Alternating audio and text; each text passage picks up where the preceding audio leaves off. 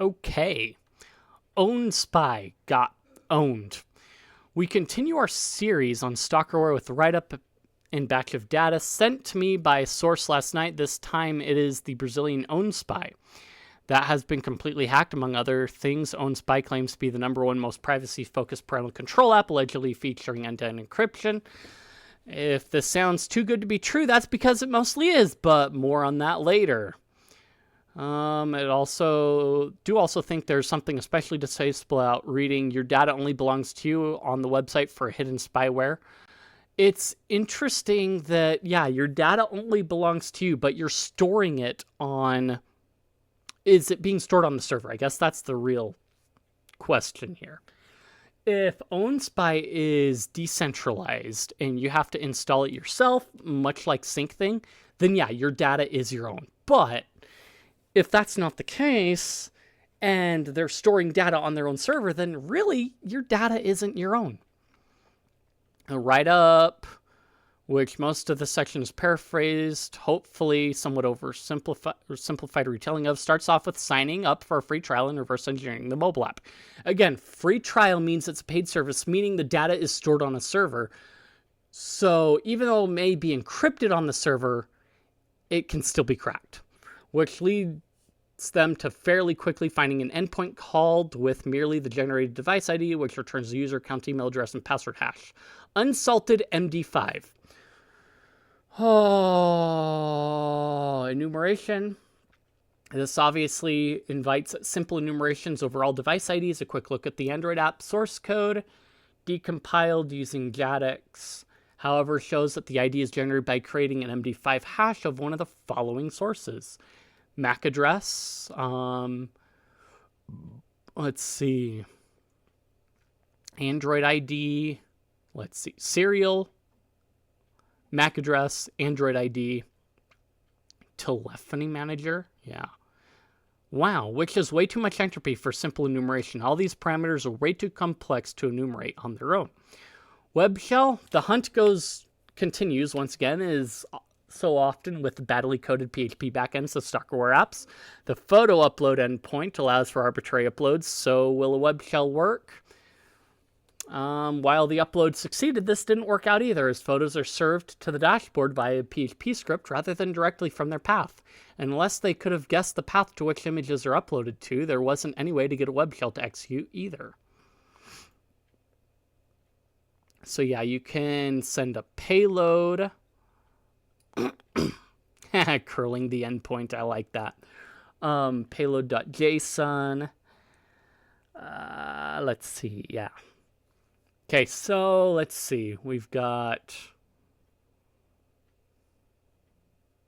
command is reg ID blah blah blah. Yeah. Wow. SQL injection. After none of the above attempts had worked and nothing else stuck to the data APIs or the user dashboard, my source proceeded to take a look at further OwnSpy infrastructure, which is how they stumbled onto an interesting seeming subdomain with an expired and invalid certificate and some sort of admin panel. A basic attempt at SQL injection by submitting a single quote in the login form yielded the following. Oh no! Whoa. Let's see. Fatal error, uncut error, passed MySQL fetch. Let's see. Email equals TE and password test. Okay, interesting. Okay. So... yeah, submitted it into the email field in the login form. Stack trace, OwnSpy, login PHP. Oh no. Hell yeah, successful SQL injection. Upon trying to exploit the SQL injection to forcibly log into the admin panel, it just stares out again, making it clear this forgotten about web app was not just vulnerable, but also broken. Well, at least it was still possible to get some data with SQL map. So let's see, we've got our data that we send, we've got the endpoint, and then we've got tables, blah, blah, blah. Let's see, databases. Yeah, you can dump all that. This is good enough to grab table names. But while technically possible, dumping the entire database via Boolean SQL injection is super slow and will take forever. There had to be a better way. The first manual injection attempt our source did, it might not have resulted in access to the admin panel, but it did create a session cookie. They decided to go ahead and try if it is valid anywhere else on the user-facing control panel.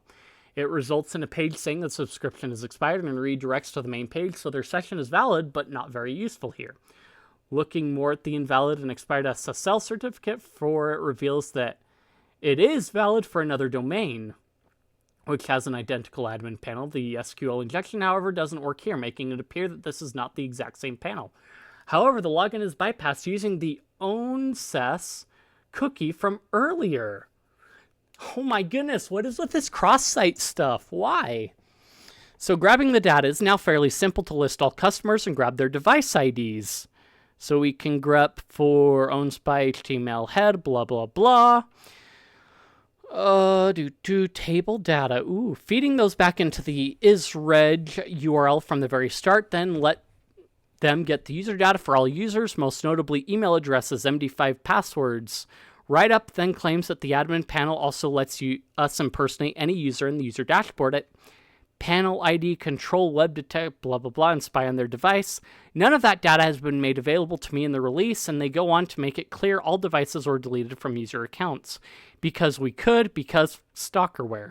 The release message then ends here in greets to Leopard Boy and the Decepticons. So, yeah, all user devices were released from their handlers, which is actually pretty nice. So you can go in. So the company had, there was really no privacy. The company had control over every user's dashboard, which is kind of bad. But anyway, other than the write-up, the package I was sent contained a text file with all device IDs, a text file with users listed in email hashed password format, hi and welcome to my blog post, as well as the raw admin portal in isreg scraping results containing additional user data, info on target devices.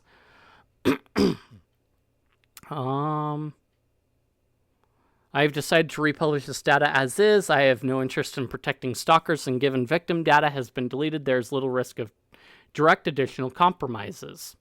Now, there is some lean into where a parent is trying to be a good parent, and they haven't been given all the tools in their life journey to do such a thing. And so having some of the software, you may be doxing innocent parents in a lot of ways, okay? That's my only gripe with this, is that point right there. We don't have a lot of data to work with here, so this won't be super in-depth, but what we do know is that OwnSpy had almost 75,000 users and 76,000 registered devices.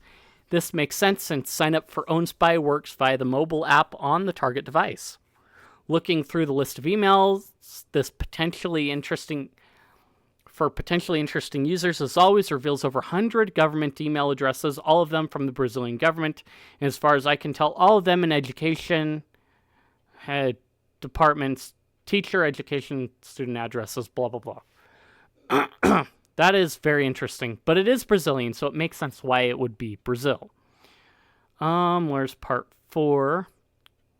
Okay, everyone, real quick, I just wanted to point out for a second, I do have a Patreon. There are a couple other places, but the Patreon is probably more well-known, and you probably already have an account for it. You can go support me there, and then if you like the things that I do, that's a great way, if you have the means, to support the content that I make and make it easier for me to focus more on it. Anyway, back into whatever we're doing. Does the truth come out? Does TruthSpy secure? Had 2 years to fix it. This is going to be good then. If you want to know if your phone was infected with TruthSpy Stalkerware, you can use the lookup tool provided by TechCrunch, which has been updated to include all data from this leak as well. To learn about what Stalkerware is and why it is bad, read the first entry of this series.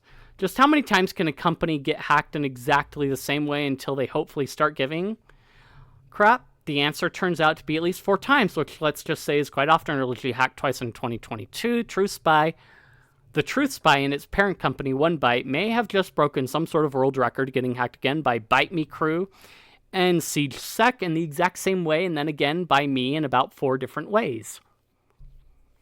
When members of the 2 hacking groups looked into TruthSpy last December while searching for Stalkerware to hack, they independently stumbled upon the iDoor vulnerability originally reported by TechCrunch, which evidently had not been fixed yet. Easily exploited by this type of vulnerability appears when data is retrieved without verifying that the client has the right to do so. A querying parameter denoting a user ID like example.com, blah ID for whatever. For example, allows for simple enumeration, scraping of data that is typically difficult to access. Otherwise, since this vulnerability in TruthSpy still isn't fixed at the time of writing, publicly talk about where and how exactly vulnerability was exploited as I usually would. So this comes down to, this is kind of like, depending on the course you're going through, they use this as like basic URL injection in certain training courses. So it's kind of basic, and a lot of things are going to be very similar across databases. So yeah, and then you can like do a lot of like interesting like data traffic analysis thingies to pull things out. But anyway, upon exclusively receiving data from Bite Me Crew to report on, it is decided to contact Zach Whitaker to collaborate on the research reporting, blah, blah, blah. He quickly got to reaching out to his server hosters and payment providers used by TruthSpy to inform them of the TOS violations. The resulting game of whack-a-mole ended with them switching to Moldovan hosting company, who has yet to respond to any request, and moving checkouts to peer-to-peer payments via their support portal. So they are basically dodging anything and everything. With most of the in-depth reporting on TruthSpy's background already having been done by Zach 2 years ago, I decided to focus my research on trying to uncover more of the inside workings of OneByte. Their various non-Stalkerware ventures, primarily online language learning apps, their CEO Van Vardy, though, and the full breadth of their disregard for cybersecurity 101. So I've seen this, like a disregard for cybersecurity 101, in a couple different places. And I've even heard other stories recently of just a disregard for such things as well. So between what I've seen, and in some of these cases they're in high trust environments, but it still doesn't like mean that you can't have... High trust environments can sometimes be some of the most exploitable areas, because when you're in a high trust environment, there are a lot of things that you start to disregard because no one's going to mess with that because of where I'm at. So I can leave my workstation unlocked and it'll be fine. It just takes one person that is willing to abuse that high trust environment to make everything fall apart. And it's kind of sad.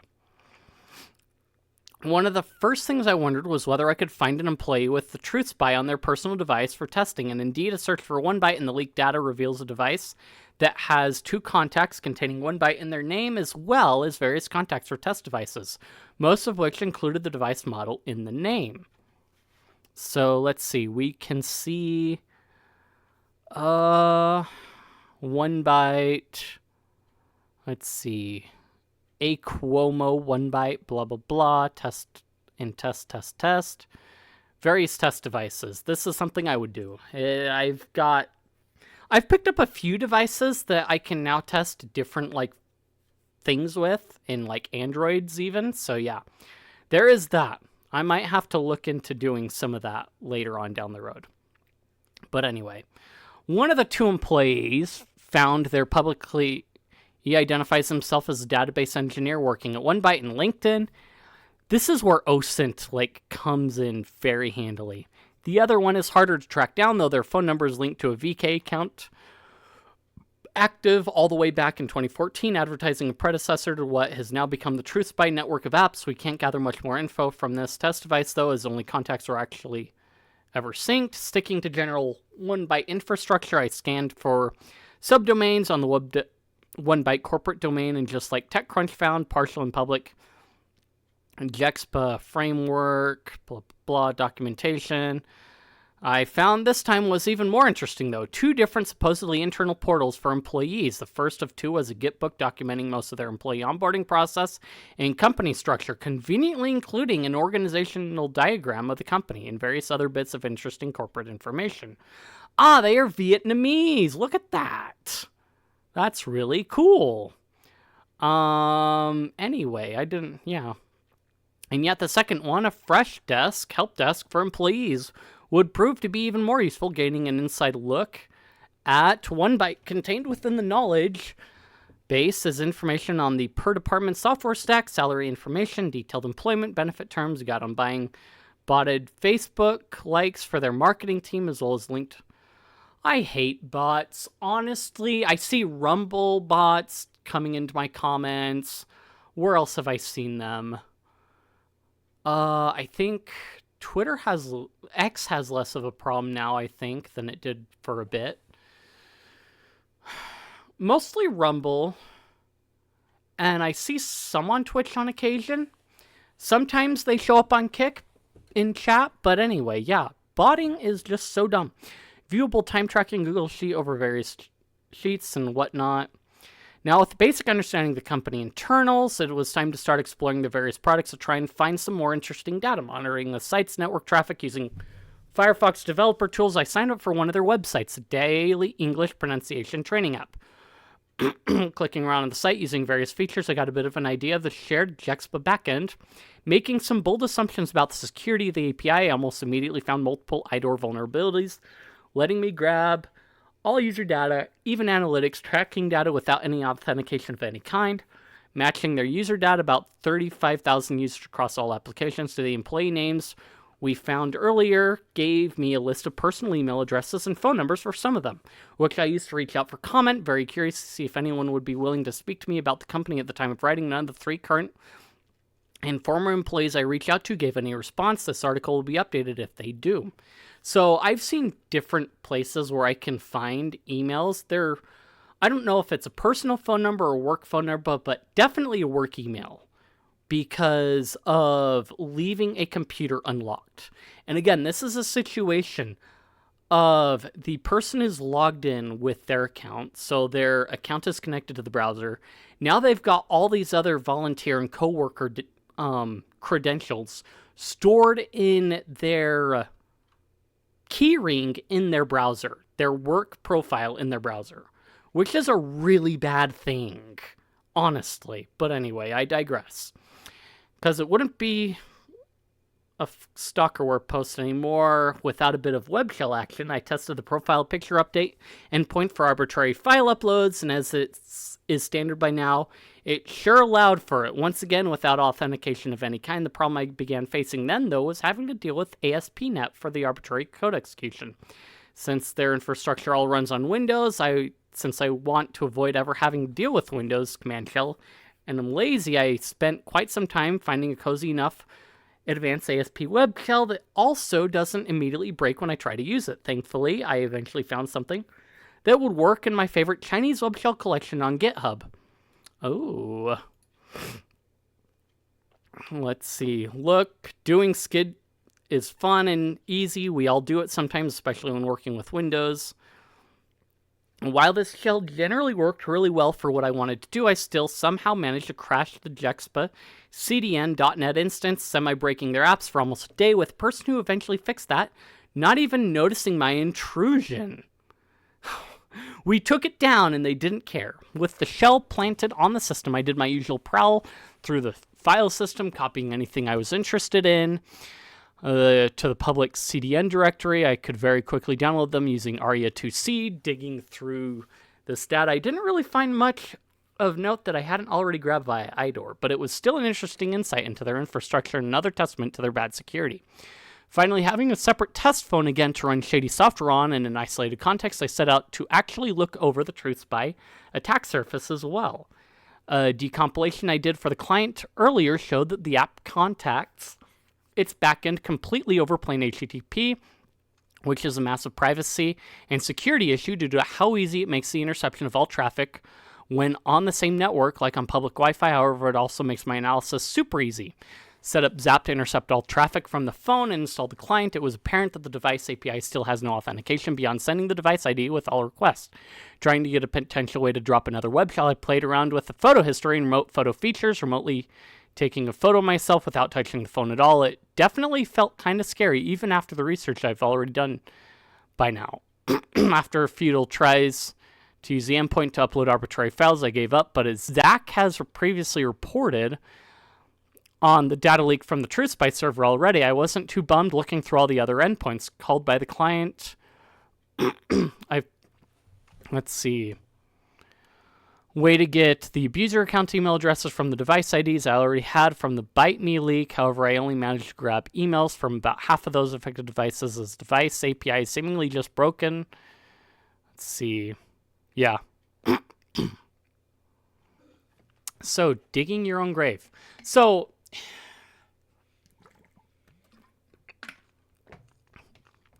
let it be known that every backdoor that is implemented is very insecure. When you install something that adds a backdoor to something, it's at this point going to be inherently insecure. Before publishing this article, I reached out to Van Vardy, though, to give his company time to fix all the discussed security issues and give a chance to comment ahead of release. After somewhat pressing him on the urgency of these issues multiple times, he committed to getting his team to fix at least some of the issues after 8 hours. With nothing having changed 2 days later, I gave him another heads up, to which Tho gave a longer and clearly pretty annoyed response, with him, among other things, stating that they do not care of it too much about the reported security issues, blaming it on their small team size, and an alleged lack of funds, saying it is a low priority. So, I've kind of felt like I've halfway been in this situation where I've, like, pestered people over certain things, and it's like, well, you can go talk to those people if you want on your own. And that's fair and all. It eventually, like, came down to the pike to where I was actually talking with people that have, like, influence over, like, fixing things. And to this day, I can walk into his office and be like, hey, I found this. These are still problems. And it's actually been a pretty good interaction with him, at least.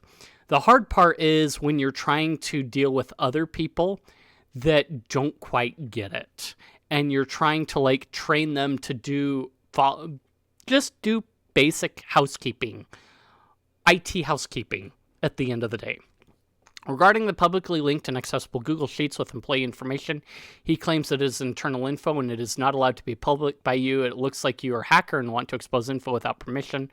You're refusing to fix even that. He also further repeats his claims of not being involved with TruthSpy, claiming it's outsourcing project for a customer 7-8 years ago they have no control over anymore. This is verifiably wrong. Current server infrastructure for TruthSpy references the same name of another business, blah, blah, blah.